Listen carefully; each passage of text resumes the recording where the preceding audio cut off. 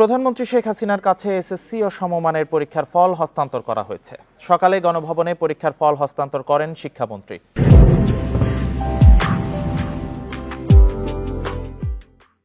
পরে প্রধানমন্ত্রী বলেন, শিক্ষিত জাতি ছাড়া উন্নয়ন সম্ভব নয়।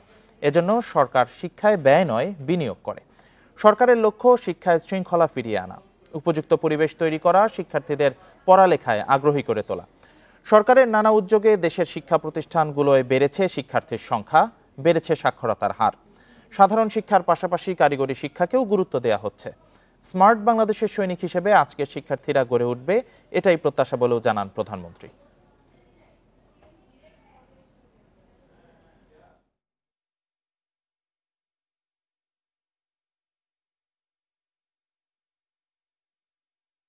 কোথায় আমাদের শিক্ষার্থী বা পরীক্ষার্থীর সংখ্যা কত?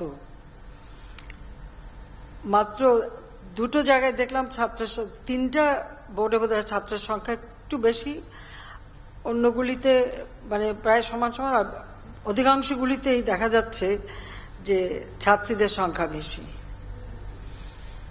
তো এটা একদিকে খুশির খবর, আমি বলবো এটা একদিকে খুশির খবর, কারণ নারী শিক্ষার উপরে আমরা বেশি গুরুত্ব দিয়েছি। আর জাতির পিতা বঙ্গবন্ধু শেখ মুজিব কিন্তু স্বাধীনতার পর তিনি নারী শিক্ষা এসএসসি পর্যন্ত সম্পূর্ণ অবৈতনিক করে দিয়েছিলেন।